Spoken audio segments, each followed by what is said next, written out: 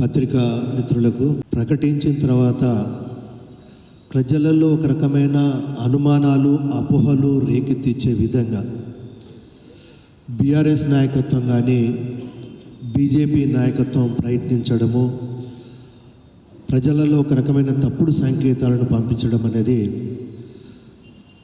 వాళ్ళు ఒక రకమైన అభ్రతాభావంతో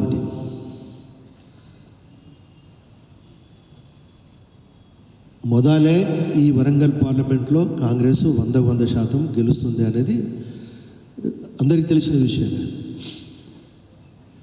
కొన్ని రాజకీయాల ఆలోచనతోటి కడియం శ్రీహరి గారిని పార్టీలోకి తీసుకోవడం, వారిని ఇన్వైట్ చేయడం, అదేవిధంగా వారితో పాటుగా కడియం కావ్య గారు అంతకుముందే అనౌన్స్ కావడం, దాంతో ఎంపీ అభ్యర్థిగా వారు రిక్వెస్ట్ చేయడం, పార్టీ కన్సల్ట్ చేయడం అనేది జరిగింది. అయితే బాధాకరమైన విషయం ఏంటి అని అంటే, అసలు ఆవిడ అమ్మాయి ఎస్సీఏ కాదు, ఏదో ముస్లిం అని చెప్పి మాట్లాడము, అసలు తెలంగాణకు సంబంధం లేదు, ఆంధ్ర అని చెప్పి మాట్లాడడం అని అంటే అరూర్ రమేష్ గారికి ఆ బీఆర్ఎస్ యొక్క వాసన ఇంకా పోతలేదు. ఎందుకంటే బీఆర్ఎస్ నాయకత్వము, టీఆర్ఎస్ కమ్ బీఆర్ఎస్ నాయకత్వము సెంటిమెంట్ తోటే 2014 నుండి రాజకీయాలు చేయడం అనేది ఒక ఆనవాయితీగా వస్తున్నది. ఆ ఆనవాయితీని ఈరోజు భారతీయ జనతా పార్టీలో మరి అరూర్ రమేష్ గారు కొనసాగిస్తున్నారని చెప్పి చాలా స్పష్టంగా అర్థమవుతుంది. ఒక విద్యావేత్త, మరీ ముఖ్యంగా కడియం శ్రీహరి గారి గురించి 1994 నుండి, అంతకుముందు కూడా జిల్లా పార్టీ అధ్యక్షుడిగా ఉండడం, 1994 నుండి శాసనసభ్యుడిగా, మంత్రిగా, డిప్యూటీ సీఎంగా ఇన్ని చేసిన వాళ్ళ బిడ్డ, ఆమెను పట్టుకొని ఆంధ్ర అని చెప్పి మాట్లాడడం అనేది దాన్ని మేము తీవ్రంగా ఖండిస్తున్నాం. అది సరైన పద్ధతి కాదు అని చెప్పి తెలియజేస్తున్నాం. తోటి ఏఐసిసి అధినాయకత్వం కానీ పిసిసి అధినాయకత్వం కానీ నన్ను నమ్మి నాకు టికెట్ ప్రకటించడం జరిగింది. ఆ విధంగానే మేము సీఎం రేవంత్ రెడ్డి గారి ఆదేశాల మేరకి నియోజకవర్గ మండల స్థాయి సమావేశాలు నిర్వహించుకుంటున్నాము. కానీ బీజేపీ వారికి అప్పుడే ఓటమి భయం పట్టుకున్నదని నిన్న చూసిన చిల్లర వాక్యాల నిదర్శనము. అప్పుడే అంత భయం ఎందుకు? మీ పార్టీ విధానాలు మాట్లాడండి. మీ పార్టీ ఏం చేసింది గతంలో 10 ఏళ్ల నుంచి తెలంగాణ జిల్లాలకి, మరి ముఖ్యంగా వరంగల్ జిల్లాకి ఏం చేసింది? ఇక ముందు గెలిస్తే పొరపాటున మీరేం చేయబోతున్నారు? మీ పార్టీ విధానాలు మాట్లాడండి. ఒక అభ్యర్థి యొక్క వ్యక్తిగత జీవితం గురించి మాట్లాడాలంటే మీ ప్రచారం అంత డొల్లగా ఉందా? మీకు ఎలాంటి మాటలు లేవా మీ దగ్గర? మీ ముందు పెరిగిన దాన్ని, నేను ఇక్కడే వరంగల్లో పుట్టిన దాన్ని, చదువుకున్న వరంగల్లోనే, ఉద్యోగం కూడా ఆయన కళ్ళ ముందే వర్ధనపేటలోనే పనిచేసిన 5-6 ఏళ్ళు. మరి అప్పుడు లేని ఇబ్బంది ఇప్పుడు ఎందుకు వస్తుంది? గుంటూరు వాసినట్టు అంటే నేను గుంటూరులో ఉండడం ఆయన ఎప్పుడు చూశారు? ఆయన ఎంత వరంగల్ బిడ్డనో నేనంత వరంగల్ బిడ్డని.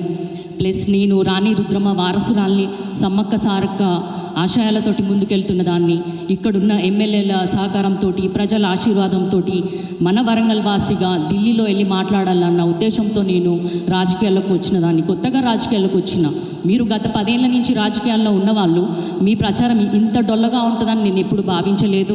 మీరు మాట్లాడడానికి ఇంకా ఏం లేనప్పుడు మీకు ఉన్న మిడిమిడి జ్ఞానం, కాన్స్టిట్యూషన్ తెలియదు, రాజ్యాంగం తెలియదు, రిజర్వేషన్స్ మీద అవగాహన లేదు. ఏదైతే మనువాదాన్ని ప్రోత్సహిస్తూ ముందుకెళ్తున్న బీజేపీ పార్టీ నుంచి వచ్చిన మీ అధినాయకుడు మోడీ ఏం మాట్లాడితే ఇక్కడున్న మీ నాయకులు కూడా అదే మాట్లాడతారు. అందుకే మీరు ఆ విధంగా మాట్లాడుతున్నారు. కులము, మతము ఎన్ని రోజులు వీటిని అడ్డు పెట్టుకొని మాట్లాడతారు? ముందు జనాలకి రామ మందిరం గురించి మాట్లాడిళ్ళు, తర్వాత అక్షింతలు పంచిళ్ళు, మంచిదే. కానీ అభివృద్ధి ఏంది? అభివృద్ధి ఏం జరుగుతుంది? మీరు ఏం చేస్తున్నారు? ఒక అమ్మాయి, మహిళలకి అసలు రాజకీయాలు చాలా కొత్త, మహిళలు చాలా తక్కువ మంది వస్తున్నారు. ఇంత విధంగా ఆడబిడ్డని, మీ కళ్ళ ముందు పెరిగిన బిడ్డని నేను మా డాడీ చిన్నగా 94లో ఎమ్మెల్యే అయినప్పుడు 7th క్లాస్లో ఉన్న ఆయన ఉన్నాడు. ఆ ఫోటోలు కూడా ఉన్నాయి మా దగ్గర. అట్లాంటి మీ కళ్ళ ముందు పెరిగిన బిడ్డ నేను వరంగల్ వాసిని కాకుండా గుంటూరు వాసిని ఎట్లయినా. ఇంకొకటి, నేను ముస్లింని పెళ్లి చేసుకున్నంత మాత్రాన నా కులం మారుతుంది, మతం మారుతుంది? నేను స్పెషల్ మ్యారేజ్ యాక్ట్ ప్రకారము పెళ్లి చేసుకున్నాను. దాంట్లో ఉన్న రాజ్యాంగం కల్పించిన హక్కు ఏంటంటే ఎవరి రిలీజన్ వాళ్ళు పాటించవచ్చు. ఆ విధంగా నేను ముందుకెళ్తున్న జీవితంలో. కానీ నేను ఎటువంటి వేరే పనులు చేయలేదు. నేను రైతుల భూములు లాక్కోలేదు, భూ కబ్జాలు చేయలేదు, దందాలు చేయలేదు, మన భేదం లేకుండా అన్యాయం చేయలేదు, అక్రమాలు చేయలేదు. మొన్ననే ఓడిపోయినావు కదా, ఓడిపోయి కూడా 3 నెలలు అయితే లేదు. నువ్వు ఏ ధైర్యంతో మళ్ళీ లోక్సభకు వస్తున్నావు, లోక్సభ ఎన్నికలకు వస్తున్నావు? వరంగల్ జిల్లా ప్రజల ముందు 30 సంవత్సరాలుగా నేను రాజకీయాలు చేస్తున్నాను. నేను నిన్న మాట్లాడిన వాళ్ళ లెక్క భూ కబ్జాలకు పాల్పడలేదు, రియల్ ఎస్టేట్ చేయలేదు, కాంట్రాక్టులు చేయలేదు, 100 కోట్ల ఆస్తులు నేను కూడబెట్టుకోలేదు. నా రాజకీయ జీవితం అంతా తెరిచిన పుస్తకం, ఎవరికి తెలియంది ఏమి లేదు దీంట్లో. నాకు పెద్దగా రాజకీయ కుటుంబం కాదు నాది, 100 కోట్ల ఆస్తులు ఉన్నోడిని అంతకన్నా కాదు. నా నిజాయితీ నా పెట్టుబడి, నా పనితీరే నా పెట్టుబడి. ఆ పనితీరుతోని, ఆ నిజాయితీతోనే రాజకీయాలు చేస్తూ వచ్చాను.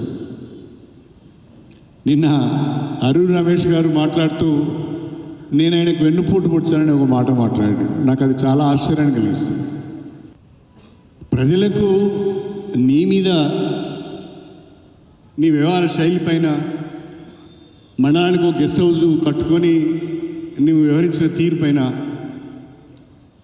ఓఆర్ఆర్ అలైన్మెంట్ చుట్టూ నువ్వు చేసిన భూ కబ్జాలను చూసి భయపడిపోయి నేను ఊళ్ళో కూడా రానియలేదు కదా, కొన్ని ఊళ్ళో కూడా నేను ఎంట్రీ కానియలేదు.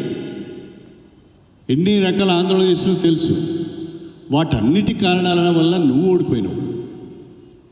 నేను ఎన్నడూ కూడా ఏ పార్టీలో ఉన్నా ఆ పార్టీ నిర్ణయానికి, విధానానికి కట్టుబడి ఉన్నానే తప్ప ఎవరికి వెన్నుపోటు పడవలేదు.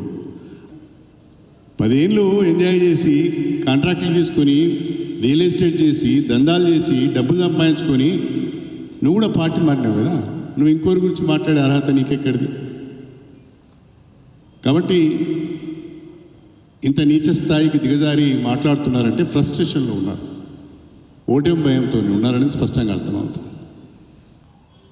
నువ్వు కాంగ్రెస్ పార్టీకో నాకో ఓటు వేయొద్దని చెప్పడంలో అర్థం ఉన్నది. కానీ బీజేపీ పార్టీకి ఓటు వేయమని చెప్తున్నామంటే నీలో అంబేద్కర్ వాదం లేదా? నీలో దళిత జాతి అనుభవించిన అసమానతలు, అవమానాలు లేవా? అవి నీకు కనిపించడం లేదా? ఏ రకంగా నువ్వు బీజేపీ పార్టీకి ఓటు వేయమని చెప్తావు? ఇది దయచేసి దళితులందరూ కూడా ఆలోచించాలని నేను కోరుతున్నాను. దళితులందరూ ఆలోచించాలి. ప్రతి ఎన్నికలలో ఒక రాజకీయ పార్టీకి కొమ్ము కాస్తూ మాదిగ జాతి అంతా అధికార పార్టీకి వ్యతిరేకమని ఒక అభిప్రాయాన్ని కల్పిస్తూ అన్ని రాజకీయ పార్టీలకు మాదిగలను దూరం చేస్తూ నీ రాజకీయ స్వార్థం కొరకు, నీ ఉనికి కొరకు తీరని ద్రోహం చేస్తున్నది మాదిగలకు నువ్వు. జిల్లాలో ఉన్న ప్రతి కాంగ్రెస్ పార్టీ కార్యకర్త, జిల్లాలో ఉన్న కాంగ్రెస్ పార్టీ నాయకులు, గౌరవ శాసనసభ్యులందరూ కూడా కడియం కావ్య గెలుపు కొరకు కష్టపడి పనిచేస్తున్నారు. చిన్న చిన్న ఎక్కడన్నా ఉన్న అవన్నీ కూడా అటు పీసీసీ కానీ, ఇక్కడ ఉన్న మా ఇన్ఛార్జ్ గారు కానీ వాటిని సెటిల్ చేస్తున్నారు. అన్నీ కూడా దాదాపుగా ఒక కొలికి వచ్చినాయి. అందరం ఒక బాటలో వెళ్తున్నాం. 13వ తారీఖు నుంచి నియోజకవర్గ స్థాయి సమావేశాలను కూడా ఏర్పాటు చేసుకొని క్యాండిడేట్ని అందరికీ పరిచయం చేస్తూ ముందుకు వెళ్తున్నాం. నాకు 100కు 100% నమ్మకం ఉంది. ఎవరెన్ని కుయుక్తులు పనినా, ఎవరెన్ని రకాల కుట్రలు చేసినా, ఎవరెన్ని రకాలుగా తప్పుడు ప్రచారం చేసినా, రేపటి ఎన్నికలలో ఎవరెన్ని రకాల కుట్రలు చేసినా, తప్పుడు ప్రచారాలు చేసినా, మే 13 నాడు జరిగే లోక్సభ ఎన్నికలలో గెలవబోయేది కాంగ్రెస్ పార్టీ, గెలవబోయేది డాక్టర్ కడియం కావ్య అని చెప్పి నేను ఈ సందర్భంగా తెలియజేస్తున్నాను. ఒక్క మాట వివరణ ఇవ్వాలని కూడా అనుకుంటున్నాను.